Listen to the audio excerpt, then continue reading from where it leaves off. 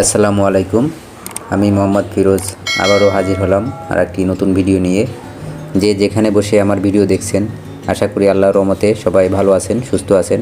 আলহামদুলিল্লাহ, আমিও ভালো আছি। তো এই মুহূর্তে আমার হাতে রয়েছে একটি রেডমি নোট 11। তো মোবাইলটি ওয়াটার ড্যামেজ, পানিতে পড়ে গিয়েছিল। তো মোবাইলটি আমরা রিপেয়ার করার চেষ্টা করব এবং দেখানোর চেষ্টা করব মোবাইলগুলো ওয়াটার ড্যামেজ হলে কীভাবে রিপেয়ার করতে হবে, কোন কোন স্টেপে এগোতে হবে। তো আমরা এই মোবাইলটি প্রথম অবস্থায় মিটার থেকে পরিমাপ করে দেখব যে শর্টিং আছে কোথায়।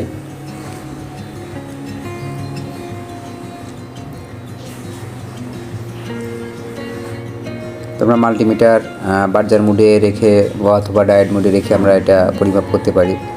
তো আমরা সিপুর আশেপাশে কিছু লাইন শর্ট পাচ্ছি।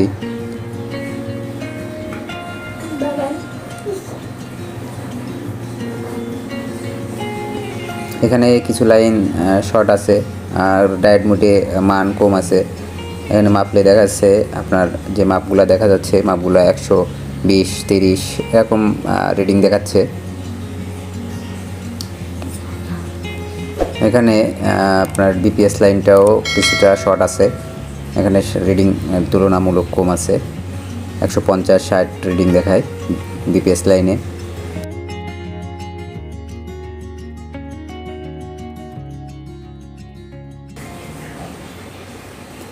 তো আমরা যেহেতু শর্ট, তো এটা আমরা সিপিউটা খুলে দেখার চেষ্টা করব যে শর্টটা রিমুভ হয় কিনা। তো এটা সিপিউ থেকে অনেক সময়, যেহেতু মোবাইলটি পানিতে পড়ছে, অন্য টেকনিশিয়ান ভাই দেখছে হিট করছে, সিপিউ থেকে প্রবলেম হয়।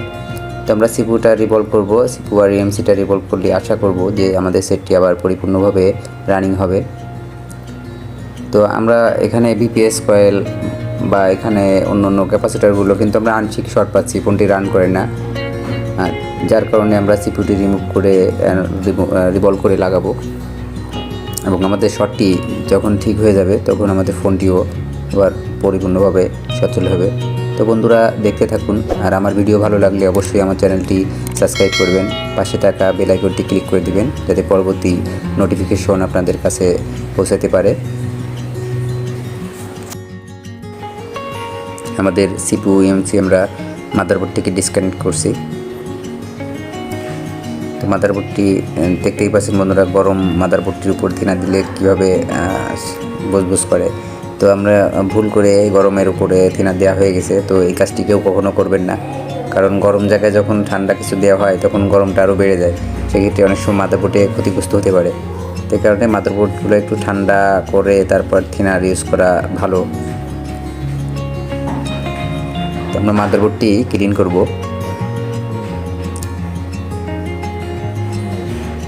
এবং খেয়াল রাখতে হবে ক্লিন করার সময় যে লাইনগুলো আছে লাইনগুলো নষ্ট না হয়ে যায় এবং তাতালটি একই জায়গায় অনেকক্ষণ ধরে ঘষা যাবে না, সেক্ষেত্রে মাদারবোর্ডটি ক্ষতিগ্রস্ত হওয়ার সম্ভাবনা থাকে।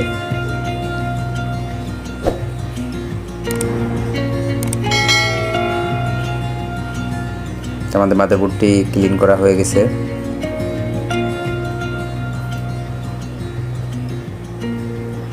আমরা শর্টটি মেপে দেখব যে আমাদের শর্টটি ঠিক হয়েছে কিনা। হ্যাঁ বন্ধুরা, আমাদের শর্টটি কিন্তু এখন স্বাভাবিক। বিপিএস লাইনে এখন কিন্তু আমাদের মাপ চলে আসছে 300, 350 উপরে। তার মানে আমাদের সিপিইউ থেকে প্রবলেমটা ছিল। তো আমরা সিপিইউটা এখন রিভলভ করে লাগাইলে আশা করি আমাদের মোবাইলটি আবার চালু হয়ে যাবে।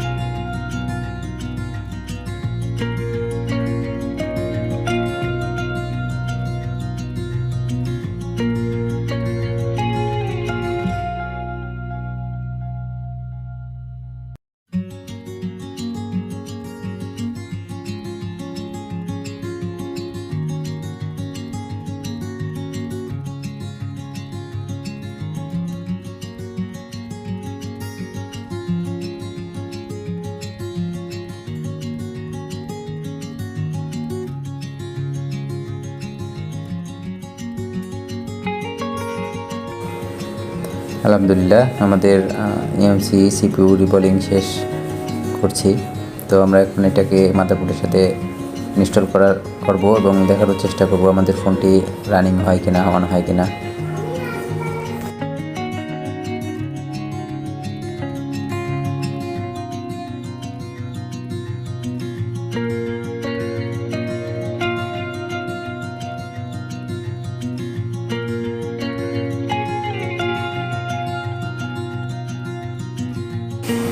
সিপিউটা আমরা সঠিকভাবে যে মার্ক দেওয়া আছে আইসির যে মার্কের অনুযায়ী আমরা সিপিউটি সুন্দরভাবে বসিয়ে নিব এবং হট এয়ার গানের এয়ার একদম কুবিয়ে দিব, দিয়ে আমরা এটাকে হিট করব এবং আইসি চতুর্দিকে ঘুরিয়ে ঘুরিয়ে হিট করতে হবে। নির্দিষ্ট কোনো এক জায়গায় হিট করা যাবে না, সেক্ষেত্রে এক নির্দিষ্ট জায়গায় হিট লেগে গেলে, অতিরিক্ত হিট হলে সিপিউটা ড্যামেজ হয়ে যাওয়ার সম্ভাবনা থাকে বেশি, এদিকে খেয়াল রাখতে হবে।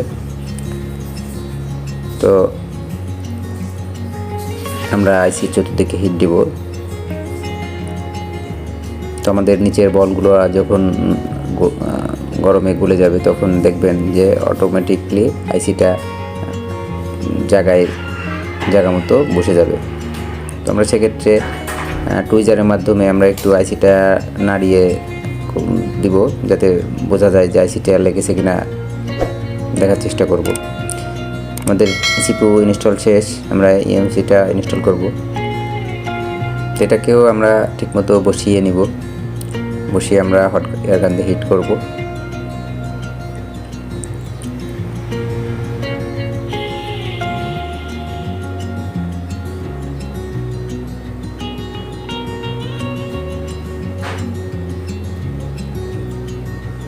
হালকা করে আমরা আইসিটাকে ধাক্কা দিয়ে দেখার চেষ্টা করব যে আমাদের আইসিটা ঠিকঠাক লাগছে কিনা। এটা আলতো করে দেখতে হবে। আমরা একটু পেস্ট দিয়ে নেব। আর একটা জিনিস সবসময় খেয়াল রাখতে হবে, আইসি লাগানোর সময় কখনো পেস্ট আইসির উপরে দেওয়া যাবে না, আইসি সাইডে দিতে হবে যাতে আইসির তলে পেস্ট করা যায়। আর খোলার সময় আপনি পেস্ট উপরে ইউজ করবেন, কিন্তু লাগানোর সময় উপরে পেস্ট ইউজ করা যাবে না। হ্যাঁ, আমাদের আইসিটা পরিপূর্ণভাবে বসে গেছে, দেখছেন বন্ধুরা, আইসিটা ধাক্কা দিলে ভাসতেছে। এটাই ছিল কাজ। তো আমরা মাদারবোর্ডটি ঠান্ডা করব, ঠান্ডা করে আমরা ডিসপ্লে কানেক্ট করে দেখার চেষ্টা করব যে আমাদের ফোনটি রান হয় কিনা। আমাদের বোর্ডটি ঠান্ডা হয়ে গেছে।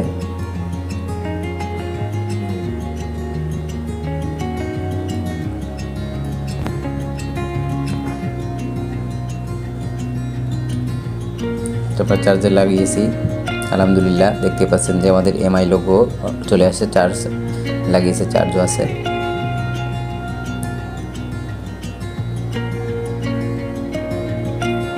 আমাদের ফোনটি পরিপূর্ণভাবে অন হয় কিনা দেখার চেষ্টা করতেছি।